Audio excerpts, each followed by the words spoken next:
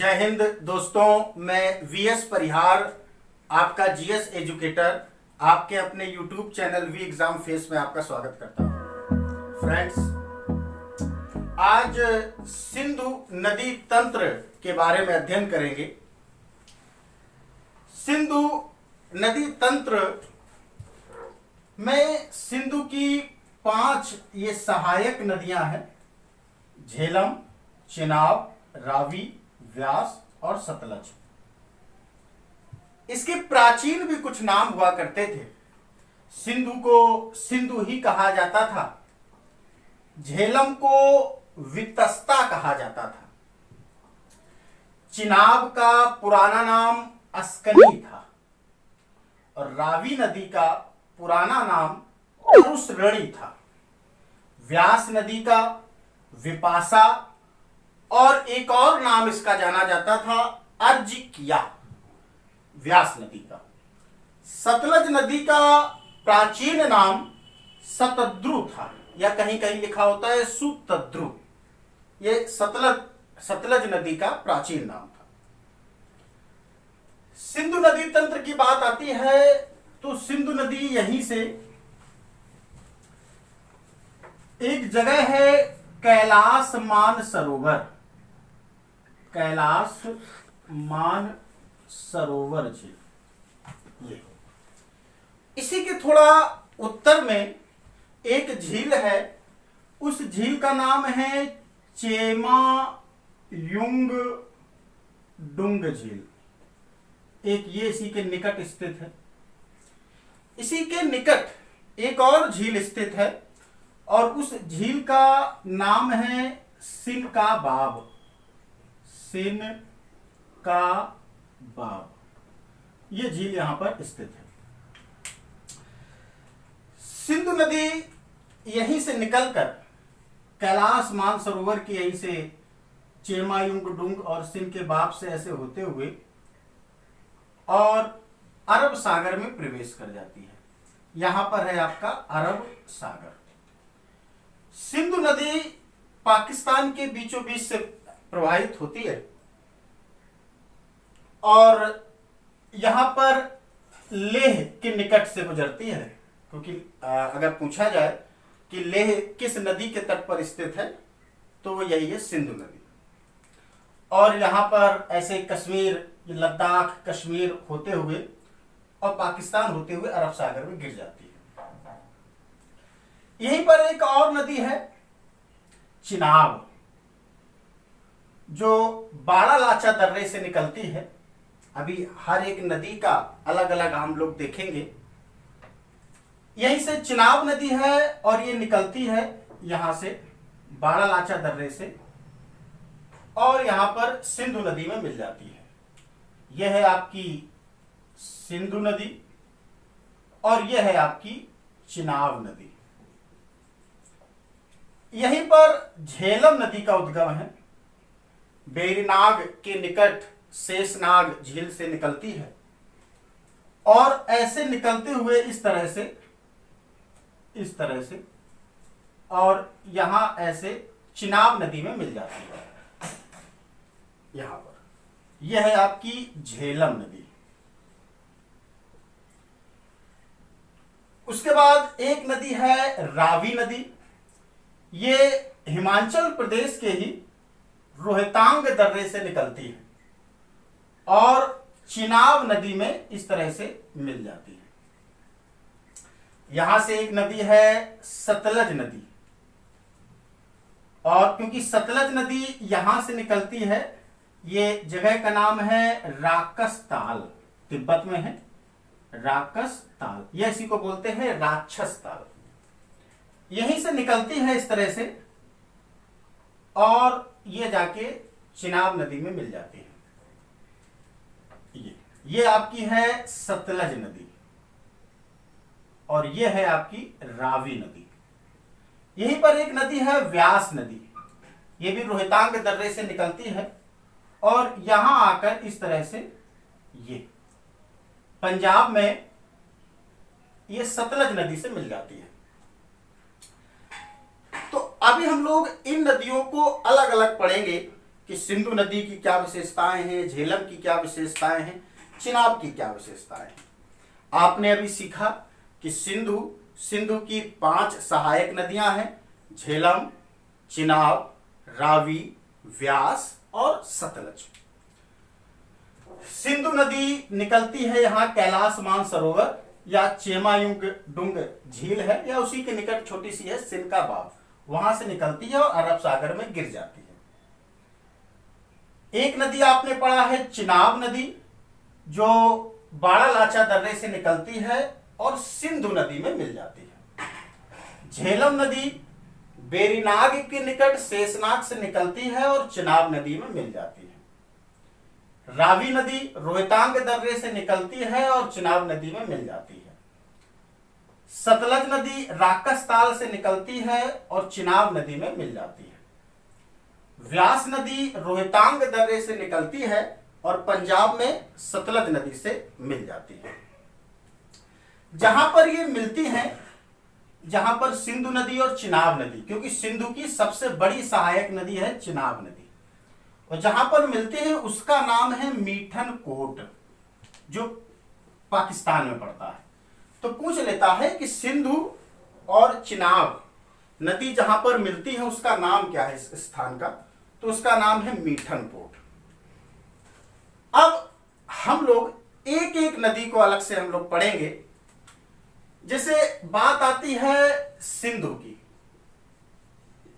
तो क्योंकि क्वेश्चन बनता है कि जो सिंधु नदी बह रही है इस तरह से, तो क्योंकि इस तरह से यहां से बहती है, ये वाला डायरेक्शन इस तरह से यहां, तो जब इस तरह से बह रही है तो ये वाला डायरेक्शन जो है ये है हमारा बाएं, और ऊपर वाला डायरेक्शन ये है हमारा दाएं। तो क्वेश्चन इस तरह से आ जाता है कि सिंधु की दाएं तट से सहायक नदियां और बाएं तट से सहायक नदियां कौन कौन सी हैं।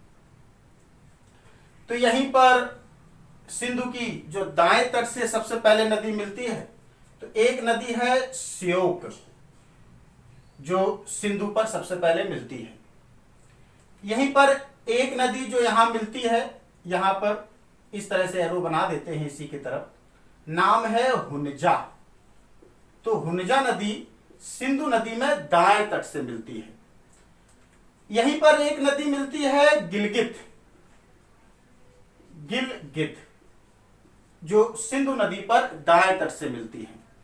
यहीं पर और भी नदी हैं, जैसे स्वात नदी हो गया, कुनार नदी हो गया। ये ऐसी नदियां हैं जो सिंधु नदी में दाएं तट से मिलती हैं।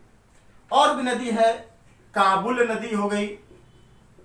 एक और नदी है जो पाकिस्तान की है, कुर्रम, एक ये भी नदी सिंधु नदी से मिलती है।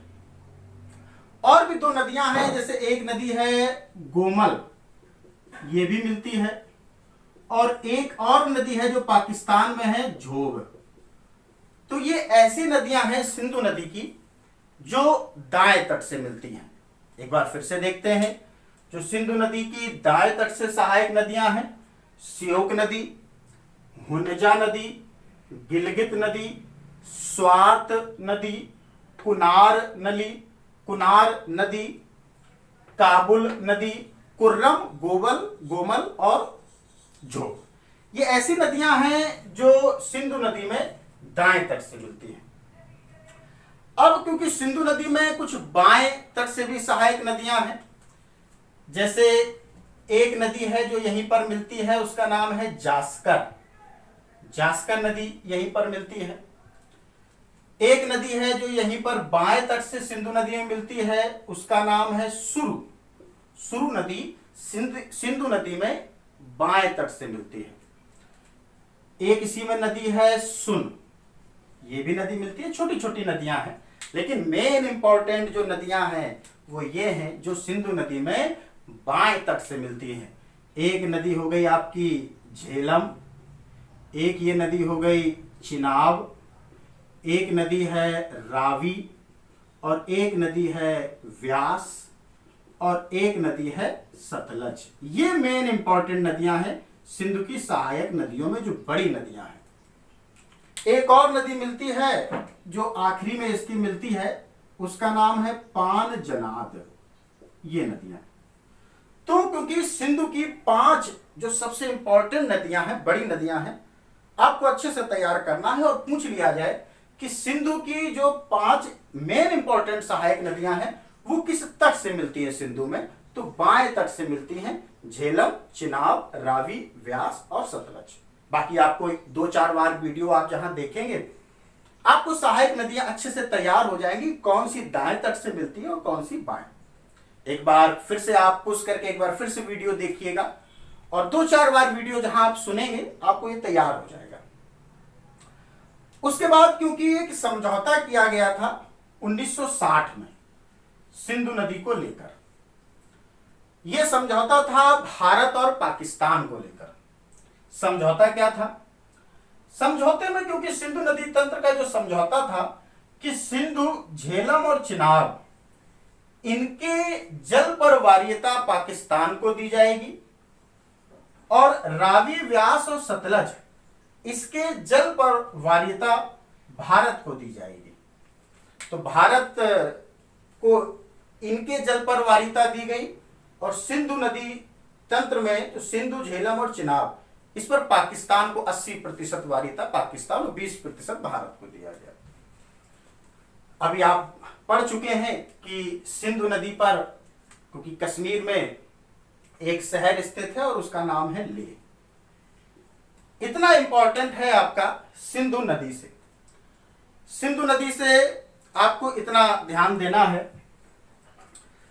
तो अगर आपसे पूछा जाए कि सिंधु नदी की मेन जो 5 सहायक नदियां हैं वो कौन कौन सी हैं, तो आप पढ़ा है झेलम, चिनाब, रावी, व्यास और सतलज। ये 5 सहायक नदियां मेन इंपॉर्टेंट। ये बाएं और दाएं तट से कौन कौन सी है अच्छे से एक बार देख लीजिएगा। उसके बाद बात आती है झेलम की। अब झेलम क्या है, क्योंकि झेलम का उद्गम इस तरह से है, ध्यान से थोड़ा देखिएगा, इस तरह से ऐसे, ये झेलम नदी जहां से निकलती है वो जगह है बेरीनाग के पास, और बेरीनाग के पास झील है शेषनाग झील। शेषनाग झील। अब ऐसे समझिए, जैसे अभी आपने पढ़ा है सिंधु नदी, तो सिंधु से थोड़ा याद आया साधु, और साधु बहुत मान सम्मान वाले होते हैं। तो मान सम्मान से मान सरोवर, तो वो कैलाश मान सरोवर से निकलती है।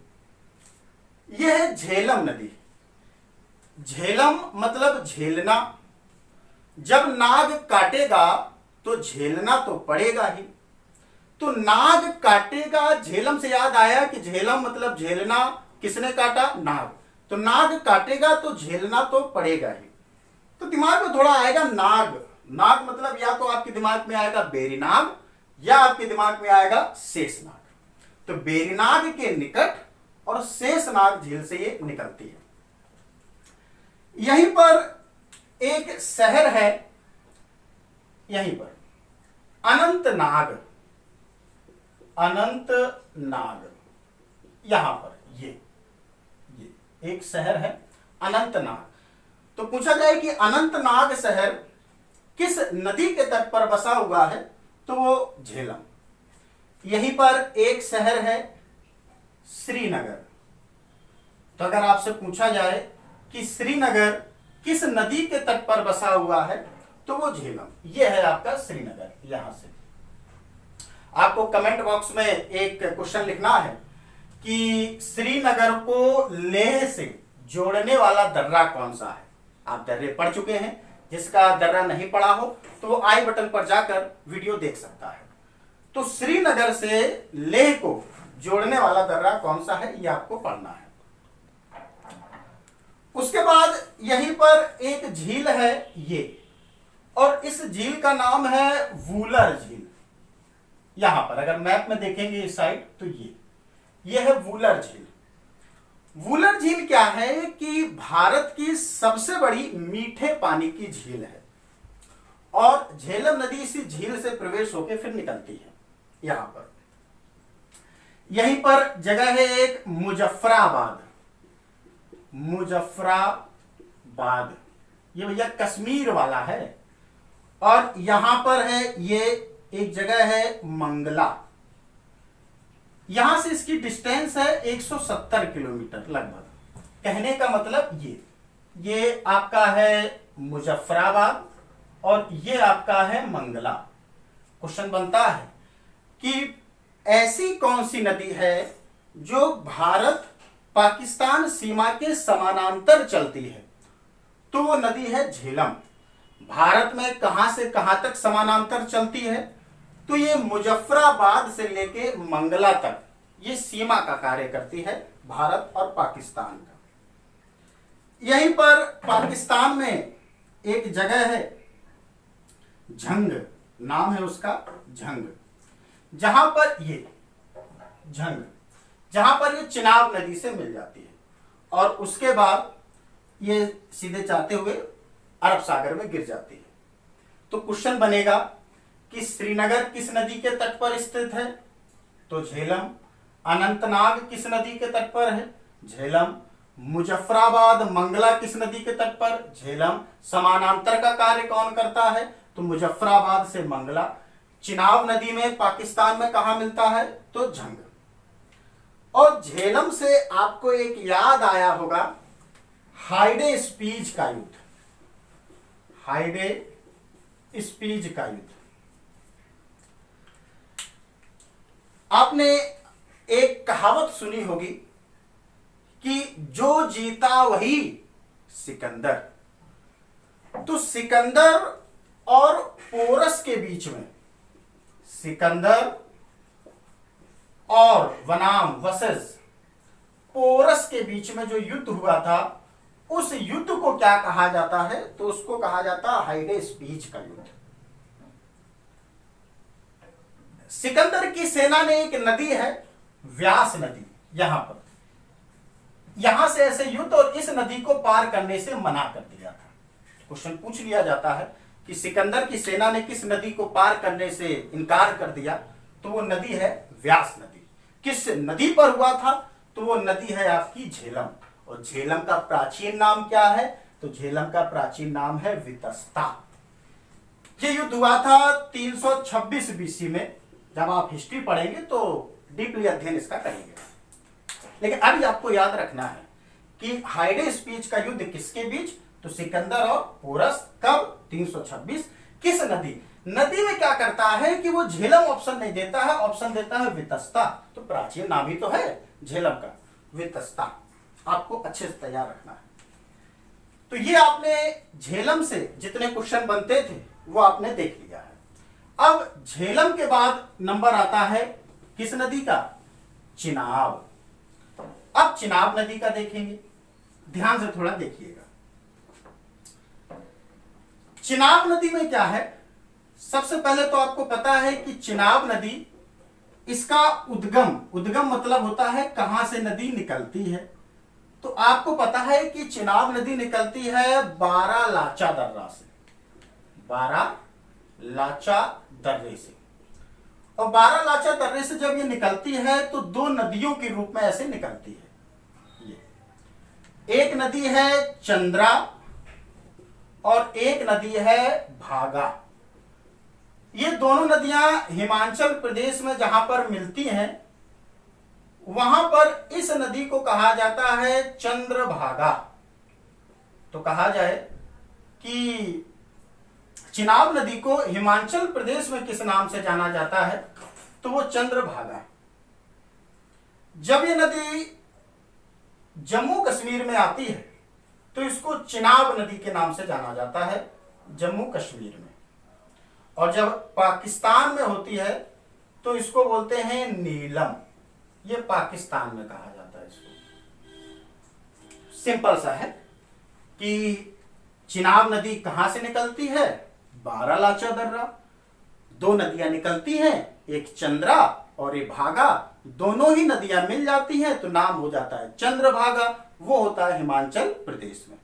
हिमाचल प्रदेश से जैसे जम्मू कश्मीर की ओर बढ़ती है तो जम्मू कश्मीर में इसको चिनाब नदी के ही नाम से जाना जाता है। उसके आगे जब ये पाकिस्तान में जाती है तो इसको कहते हैं नीलम। क्वेश्चन मोस्ट इंपॉर्टेंट बनता है कि जम्मू किस नदी के तट पर स्थित है, तो वो नदी है चिनाब नदी। इतने क्वेश्चन बनते हैं चिनाब नदी से। अच्छे से एक बार देख लीजिएगा, थोड़ा अगर समझ में ना आए एक बार वीडियो और देखिएगा, सुनते रहिएगा, यकीन माने बिना कॉपी के आपको तैयार हो जाएगा। अब इसका उद्गम क्योंकि इंपॉर्टेंट है, उद्गम पूछता है। जैसे सिंधु नदी का आपने पढ़ा, साधु बड़े मान सम्मान वाले होते हैं तो मानसरोवर। झेलम, नाग काटेगा तो झेलना तो पड़ेगा ही, नाग से बेरी नाग याद आया, शेषनाग याद आया। चिनाब नदी, अब चिनाब का मतलब है चुनाव। आपने अपने गांव में देखा होगा कि जब प्रधानी का चुनाव आ जाता है तो देखते होगे कि नेता बड़ा लाचार हो जाता है। जब जीत जाता है तो बिल्कुल उसकी रंगबाजी ही अलग होती है, और जैसे ही नजदीक आ जाते हैं चुनाव के तो आपने गांव में देखा होगा कि मित्रता बनाना शुरू हो जाती है, दोस्ती यारी बनानी शुरू हो जाती है। तो चुनाव आते ही नेता बड़ा लाचार हो जाता है, बड़ा लाचार हो जाता है। चुनाव से थोड़ा हम लोग पढ़ेंगे चुनाव।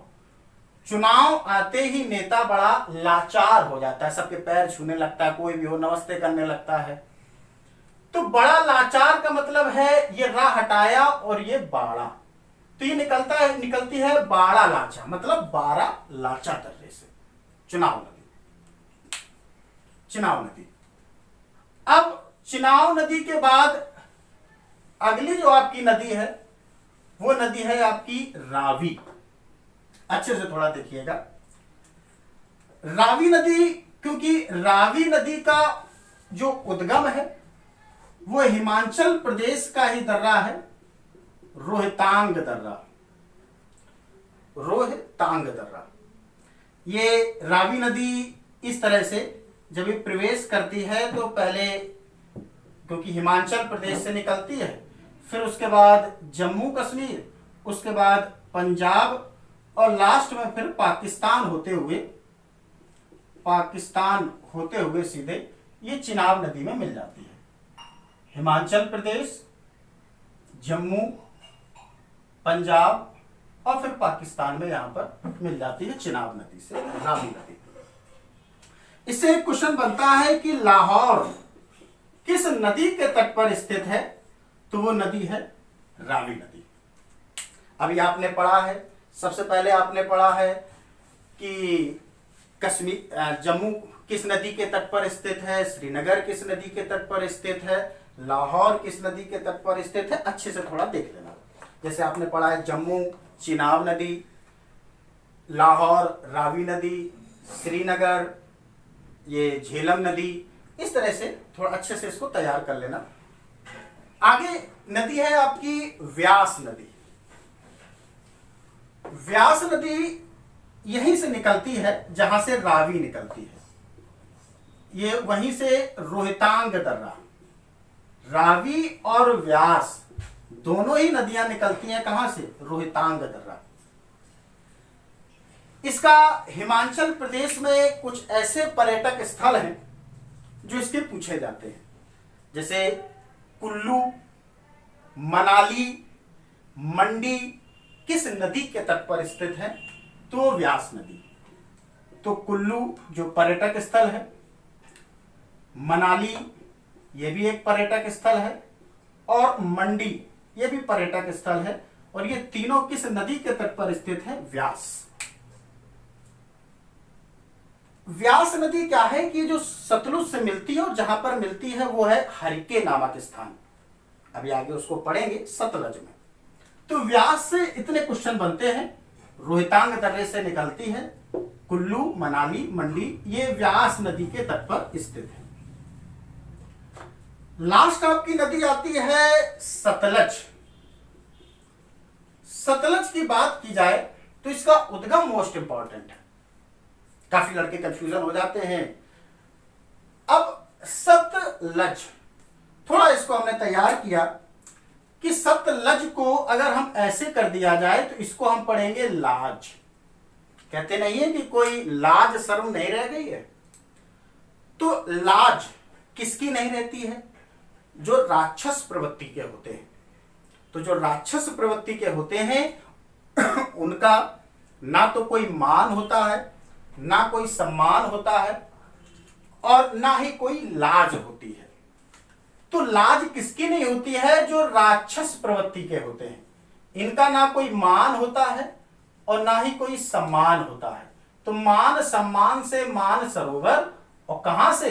राक्षस ताल, जिसको बोल देते हैं राक्षस ताल या राक्षस ताल। ये सतलज नदी यहां से निकलती है। ऐसे समझिए कि ये सतलज नदी जब ये यहां से निकलती है और यहीं ऊपर से ये व्यास नदी यहां पर आती है, ये व्यास नदी है, और नीचे यह है आपकी सतलज नदी। यहां पर ये सतलज नदी है और ये व्यास। जहां पर मिलती है वो स्थान है पंजाब में, और पंजाब में ही जगह का नाम है हरिके, जहां पर एक डैम बनाया गया है और उस डैम का नाम है Harike barrage. Harike barrage, Harike barrage से ही एक नहर निकाली गई है और नहर इंदिरा गांधी के नाम पर है। नहर का नाम है इंदिरा गांधी नहर। तो पूछा जाए कि इंदिरा गांधी नहर किस डैम, किस बैराज से निकाली गई है? तो हरिके बैराज। ये ऐसी नहर है जो भारत की सबसे बड़ी नहर है। तो पूछा जाए कि भारत की सबसे बड़ी नहर कौन सी है? इंदिरा गांधी नहर। यहीं पर पंजाब में ही सतलज नदी पर एक डैम और बनाया गया है, उसका नाम है भाखड़ा नागल। क्वेश्चन बनता है कि भाखड़ा नागल बांध किस नदी पर स्थित है? तो ये नदी है सतलज नदी, इसी नदी पर स्थित है। पाकिस्तान में जहां पर ये सतलज नदी मिलती है चिनाब नदी से, वो स्थान कहलाता है बहावलपुर। बहावलपुर। तो पहले तो यही क्वेश्चन बनता है कि सतलज नदी किस नदी में मिलती है? मुहाना कहाँ है? तो मुहाना है चिनाब नदी, और जहां पर मिलती है इसका नाम क्या है? तो वो है बहावलपुर। जैसे झेलम है तो इसकी सहायक नदी है, एक मोस्टली पूछ लिया जाता है, तो वो किशन गंगा है, जो झेलम की सहायक नदियां हैं। ये क्वेश्चन बनते हैं सिंधु नदी तंत्र से। वीडियो को आप एक बार सुनेंगे, दूसरी बार कुछ नोट करेंगे, नोट करना इंपॉर्टेंट है। उसके बाद 2-3 बार अगर वीडियो देखेंगे, यकीन मानिए आपको तैयार हो जाएगा। तैयार हम ही लोगों को करना है, कोई ऊपर से कोई आने वाला नहीं है। तो आपको अच्छे से डीपली नॉलेज आपको लेकर चलनी है, क्योंकि अब क्वेश्चन जिस तरह से बन रहे हैं, अब ट्रिकी का ज्यादा खेल नहीं रह गया है, क्योंकि अब एग्जामिनर भी समझ गया है कि क्वेश्चन, क्योंकि डीपली वन लाइनर अब वो जमाना नहीं रह गया कि वन लाइनर पूछे जाते हैं। अब क्वेश्चन थोड़ा गहराई से आपको अब अध्ययन करने की जरूरत है। तो ये सिंधु नदी तंत्र आज आपने देखा, अच्छे से इसको देखिएगा। और 2 क्वेश्चन आपको दे रहे हैं, जैसे अभी हमने पिछला क्वेश्चन आपको दिया है कि श्रीनगर को लेह से जोड़ने वाला दर्रा कौन सा है? पहला क्वेश्चन। जम्मू को श्रीनगर से जोड़ने वाला दर्रा कौन सा है? ये भी आपको कमेंट बॉक्स में टाइप करना है। Thanks for watching.